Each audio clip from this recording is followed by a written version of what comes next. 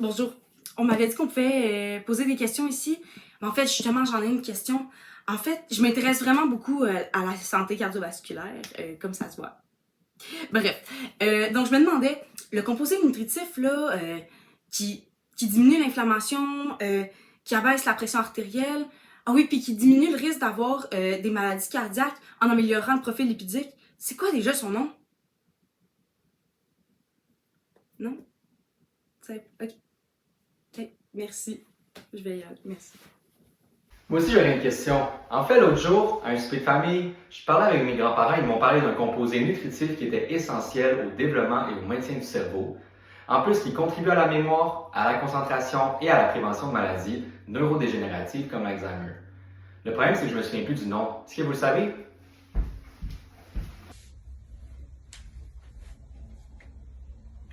Moi, j'aurais vraiment besoin d'une réponse. Parce que là, ma mère, elle arrête pas de me faire la morale en me disant que j'aurais mangé plus de poisson gras parce qu'il y a un des composants clés de la rétine.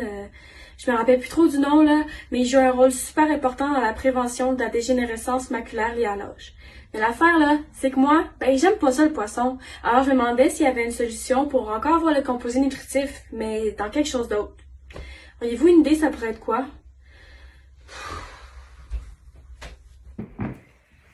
En fait, je viens pas vraiment ici pour vous poser une question. Je viens plutôt répondre à toutes celles qui viennent d'être posées. Donc, ce fameux composé nutritif dont ces trois personnes viennent de parler, c'est bel et bien l'oméga 3. Plus précisément, celui qui se trouve dans les huiles et les poissons. Et oui, les oméga 3 jouent un rôle essentiel dans la psychonutrition et ont de nombreux bienfaits psychiques dans la vie quotidienne. Donc, pour un peu mieux comprendre vers où on s'en va avec ce sujet, on va vous expliquer brièvement le contenu de notre vidéo. Donc, pour commencer, on va vous parler de la molécule d'oméga 3, plus précisément son histoire, sa nature, d'où vient son nom, etc. Ensuite, nous allons présenter des aliments qui contiennent les oméga 3, mais aussi les types d'oméga 3 qui sont présents dans ces aliments et quels sont leurs avantages. Bien sûr, nous allons présenter le mécanisme d'action biologique et la biosynthèse des oméga 3, puis nous allons finir en expliquant les bienfaits de cette molécule dans notre corps. Commençons par parler de l'histoire des oméga 3. Tout a commencé en 1929, lorsqu'ils sont évoqués pour la première fois dans la littérature médicale. Ce sont deux chercheurs du Minnesota qui les ont découverts en faisant des tests sur des rats.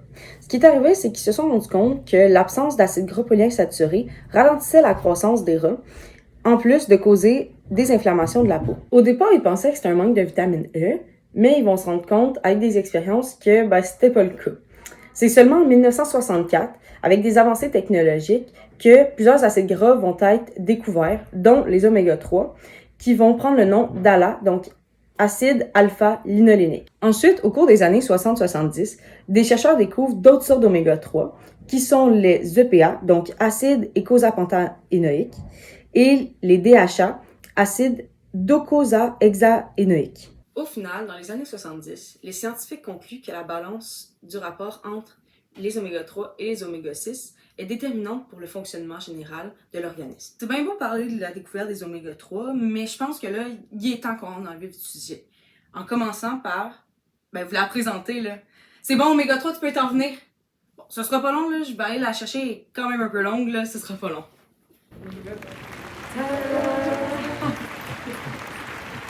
Eh bien, en fait, la molécule qui vient d'être montrée, mais qu'on n'a absolument pas vue, c'est celle-ci, mais de plus proche. Maintenant, je vais vous expliquer pourquoi la molécule que vous venez de voir s'appelle oméga 3, qui est le nom commercial de cette molécule. En fait, c'est assez simple, ce nom vient de la nomenclature chimique des acides gras, puisqu'il fait référence à la position de la première liaison double dans la chaîne carbonée de la molécule. Ce que je viens de dire est assez vague, donc pour être sûr que vous comprenez bien, Marie-Maxime va vous donner l'explication chimique de l'origine de ce nom. Donc, ce qu'il faut savoir sur les acides gras, c'est qu'ils sont constitués d'une chaîne de carbone avec une extrémité oméga et une extrémité alpha. Ensuite, ce qu'il faut comprendre, c'est que dans les acides gras oméga 3, la première liaison double se situe sur le troisième carbone en partant de l'extrémité oméga. C'est pourquoi le nom chimique de la molécule est oméga 3 ou encore N3. Ce qui est intéressant, c'est que cette particularité structurelle influence les propriétés biologiques et le rôle des acides gras dans l'organisme. Par exemple, les oméga 6 et les oméga 9 n'ont pas les mêmes fonctions dans l'organisme, même si le principe de nomenclature reste le même. Je vais vous parler en détail de cette grande molécule. Il faut savoir qu'il existe 3 types d'oméga 3. Donc, on a les ALA, donc acide alpha-linolénique, qui contiennent 18 carbones. Ensuite, on a les EPA, donc acide eicosapentaénoïque, qui contiennent 20 carbones.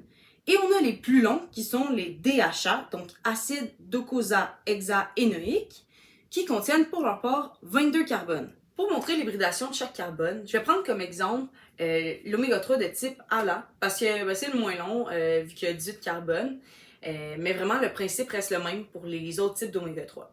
Donc il faut savoir qu'il existe deux types d'hybridation dans cette molécule, soit sp2 et sp3. En effet, les carbones hybridés sp2 sont ceux qui ont une double liaison.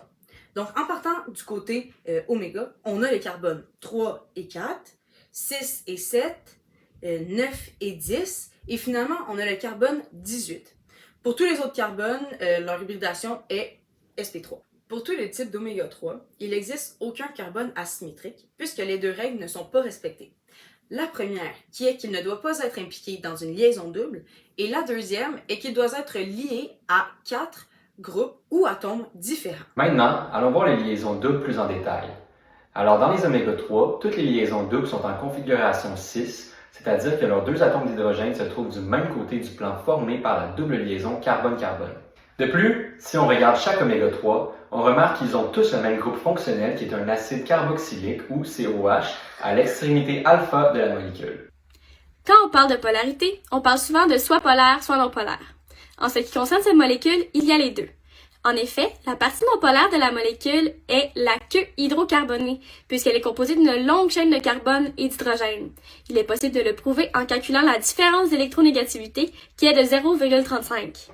En ce qui concerne le reste de la molécule, ce qui veut dire l'acide carboxylique, est quant à elle polaire, puisque ce groupe peut former des ponts hydrogènes et interagir avec les molécules d'eau.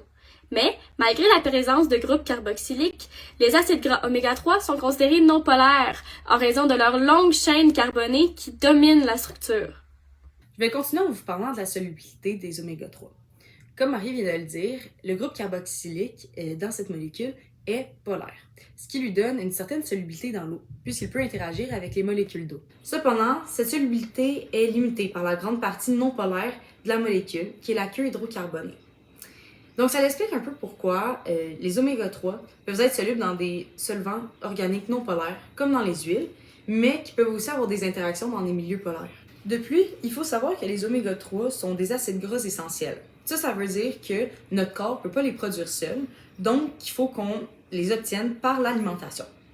Donc, en effet, les oméga 3, ils ont plusieurs sources naturelles, mais entre autres, sont principalement d'origine végétale et animale.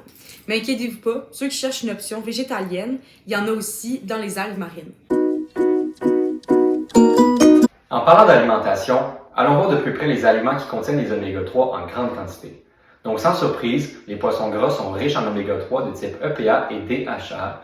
Il y a par exemple la sardine, le thon et l'anchois. Mais ceux qui contiennent le plus d'oméga 3 sont le saumon, le hareng et le maquereau, qui lui provient de l'Atlantique Nord-Est, de la Méditerranée et de la mer Noire. Je vais maintenant continuer en vous parlant des huiles végétales qui sont riches en ALA. Alors nous avons l'huile de noix, l'huile de soya et l'huile de colza. Mais l'huile qui a une plus grande teneur en oméga 3, c'est l'huile de lin. On parle ici de 50 à 60% d'ALA et celle-ci on peut la retrouver au Moyen-Orient, donc en Mésopotamie et en Égypte. Maintenant, je vais vous présenter les graines qui sont riches en ALA. Donc, il y a les graines de chanvre, les graines de chia, mais celles qui contiennent le plus d'oméga 3 sont bien sûr les graines de lin, qui se trouvent au Moyen-Orient, dans la région de la Mésopotamie. Je vais continuer en vous parlant des algues, qui sont une source végétale riche en DHA et qui est aussi une option pour les personnes végétaliennes. Donc, il y en a deux en particulier. On parle ici de la spiruline qu'on retrouve dans les zones tropicales et subtropicales, surtout en Afrique puis en Amérique centrale. On a aussi les algues marines. Pour eux, on les retrouve dans les côtes d'Asie de l'Est, d'Europe et d'Amérique du Nord. Je vais finir en vous disant qu'il existe aussi des compléments alimentaires qui contiennent des oméga 3. Les deux plus connus sont les huiles de poisson, puis les capsules d'oméga 3 à base d'algues, qui sont aussi une option végétalienne. On est maintenant rendu au moment où je vous dis pourquoi on vient d'énumérer une longue liste d'aliments. La réponse est que les oméga 3 ont de nombreux bienfaits, notamment sur le développement cérébral. Ce que je veux dire par là, c'est que les oméga 3, en particulier les DHA, jouent un rôle fondamental dans la croissance et la structuration du cerveau, notamment durant la grossesse, la petite enfance et l'enfance. Durant la grossesse et la petite enfance, les oméga 3 viennent en aide à la formation du cerveau du fœtus, au développement du système nerveux et jouent un rôle important dans la vision et la cognition. Durant l'enfance, les oméga 3 apportent un soutien à la mémoire et à l'apprentissage, en plus de réguler le comportement et l'attention. On dit même qu'ils pourraient réduire certains symptômes du trouble du déficit de l'attention avec hyperactivité, autrement appelé TDAH. Mais ce n'est pas tout. Les oméga 3 ont aussi des bienfaits sur les fonctions cognitives. Et oui, les oméga 3, en particulier le DHA, l'acide docosahexaénoïque, et l'EPA, l'acide eicosapentaénoïque, sont essentiels pour préserver les fonctions cognitives tout le long d'une vie. Ce n'est pas juste durant l'enfance que les oméga 3 améliorent la mémoire et l'apprentissage, mais bien toute ta vie. Ils sont même connus pour prévenir le déclin cognitif et les maladies neurodégénératives. En effet, avec l'âge, le déclin des fonctions cognitives peut être ralenti par une alimentation riche en oméga 3. De plus, une consommation suffisante est associée à un risque réduit de maladies comme l'Alzheimer et le Parkinson, parce que les oméga 3 aident à prévenir l'inflammation et le stress oxydatif, qui sont deux facteurs majeurs de la dégénérescence neuronale. En plus, les études suggèrent que les personnes ayant un apport élevé en DHA conservent une meilleure mémoire et des capacités de raisonnement plus élevées en vieillissant. Honnêtement, moi je trouve que les oméga 3 donnent l'eau à la bouche. Si vous pensiez que c'était juste ça, détrompez-vous, parce que les oméga 3 ont aussi de nombreux bienfaits sur la régulation de l'humeur et sur la santé mentale. En fait, les oméga 3, notamment les EPA et les DHA, jouent un rôle clé dans la régulation de l'humeur et dans la prévention des troubles neurologiques en agissant sur les neurotransmetteurs et sur l'inflammation cérébrale. Et oui, il y a même des études qui ont montré que les personnes ayant un apport insuffisant en oméga 3 étaient plus propices de souffrir de dépression et d'anxiété. En plus, les oméga 3, ils contribuent à protéger le cerveau contre des troubles comme la bipolarité, la schizophrénie et l'anxiété généralisée en stabilisant la transmission des signaux nerveux. Bon, c'est le temps de parler du mécanisme d'action biologique et biosynthèse des oméga 3. Commençons par leur mécanisme d'action biologique. Les principaux oméga 3 d'intérêt biologique sont les ALA, les EPA et les DHA. On a vu avec les ALA qu'ils étaient d'origine végétale, mais ce qui nous intéresse vraiment, c'est leur rôle dans notre corps. Ce type d'oméga 3 sert surtout de précurseur. Ça veut dire qu'il peut être converti en EPA et en DHA, mais seulement en petite quantité. De plus, il peut aussi être utilisé comme source d'énergie. Allons maintenant à ceux qu'on retrouve dans les poissons gras, en commençant avec les EPA. Ce sont des anti-inflammatoires puissants puisqu'ils sont transformés en molécules appelées résolvines et eicosanoïdes qui régulent l'inflammation. De plus, ils jouent un rôle clé dans la santé cardiovasculaire en réduisant les triglycérides et en améliorant la circulation sanguine. Pour finir, ils pourraient avoir des effets positifs sur l'humeur en lien avec la dépression et l'anxiété. Passons au rôle des oméga 3 DHA qu'on retrouve aussi dans les poissons gras. Pour leur part, ils sont les constituants structurels majeurs des membranes cellulaires, surtout dans le cerveau et la rétine. Ensuite, ils sont essentiels pour le développement cérébral et visuel, notamment chez les bébés. Et sans oublier qu'ils jouent un rôle dans la neuroprotection et le bon fonctionnement cognitif. On est rendu au moment de vous expliquer le mécanisme d'action biosynthèse des oméga 3. Et il y a 3 étapes principales à celui-ci. La voie métabolique du carbone central, qu'on nomme CCM, constitue la première étape de la synthèse des acides gras. En fait, c'est là qu'il y a des nutriments de base comme le glucose, le glycérol ou le xylose sont transformés en des éléments essentiels tels que l'acétyl-CoA, le NADPH et l'énergie nécessaire pour la biosynthèse. Cette conversion repose sur 3 voies principales. La première est la glycolyse, qu'on nomme EMP, qui transforme les glucoses en pyruvate. Ensuite, il y a la voie des pentose-phosphates, PP, qui génère des précurseurs biosynthétiques et du NADPH, qui sont des porteurs d'électrons. Pour finir, le cycle de Krebs, qu'on nomme TCA, produit de l'ATP et du coenzyme A. Ensemble, ces processus métaboliques fournissent les bases pour la prochaine étape. La voie de synthèse des acides gras, FAS, représente la deuxième étape du processus au cours de laquelle les acides gras sont fabriqués à partir de l'acétyl-CoA. Cette voie comprend la SFAS, responsable de la production des acides gras saturés, la UFAS, qui permet la synthèse des acides gras insaturés, comme les oméga 3, et la PKS, une voie alternative de type polykétide utilisée par certains micro-organismes. La production des acides gras oméga 3 se fait grâce au NADPH, généré lors de la voie de pentose-phosphate. À noter que les acides gras peuvent également être dégradés en acétyl-CoA grâce à la bêta-oxydation FAO en fonction des besoins cellulaires de l'organisme. Pour finir, la voie de synthèse des lipides, LPS, constitue la dernière étape du processus, durant laquelle les acides gras oméga 3 précédemment synthétisés sont attachés à un squelette de glycérol afin de former des lipides complexes comme les triglycérides. Cette étape est essentielle pour permettre le stockage ou l'utilisation fonctionnelle des acides gras dans les membranes cellulaires ou comme source d'énergie. Les intermédiaires issus du métabolisme tels que le glycérol 3-phosphate ou le 3-GP jouent ici un rôle clé dans l'assemblage final des molécules lipidiques.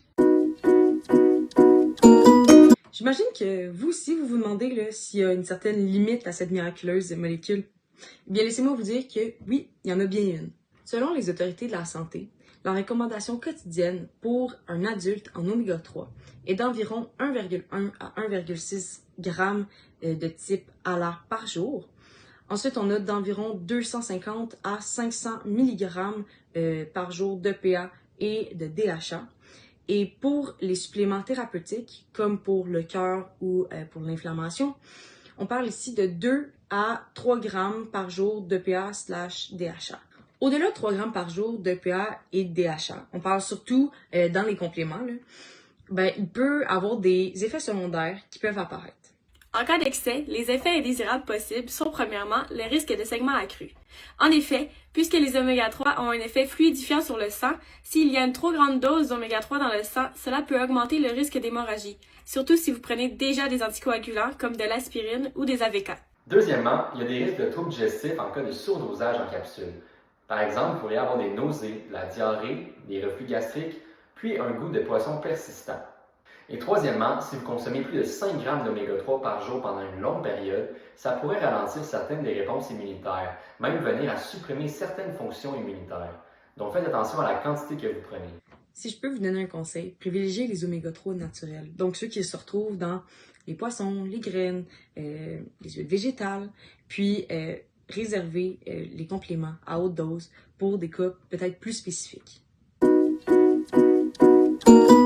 Pour conclure, nous avons vu d'où venait la molécule. Ensuite, nous avons observé les oméga 3 de plus près en s'intéressant à son nom, à l'hybridation de chaque carbone, à l'isomérie de chaque liaison double, au groupement fonctionnel dans cette molécule, à la polarité de celle-ci et à sa source naturelle qui est bien évidemment dans l'alimentation. Par la suite, on vous a présenté les aliments riches en oméga 3, dont les poissons gras, les huiles végétales, les graines, les algues et les compléments alimentaires, tout en vous expliquant d'où ils venaient. De plus, certains bienfaits de ces aliments ont aussi été présentés. On parle aussi de bienfaits sur le développement cérébral, les fonctions cognitives, la régulation de l'humeur et sur la santé mentale. Ensuite, on vous a parlé du mécanisme d'action biologique et biosynthèse des oméga 3. Pour finir, on vous a expliqué que si vous dépassez la limite recommandée d'oméga 3 par jour, on parle ici de plus de 3 grammes, eh bien, il y avait des risques d'avoir des saignements accrus, des troubles digestifs et un ralentissement à certaines réponses immunitaires.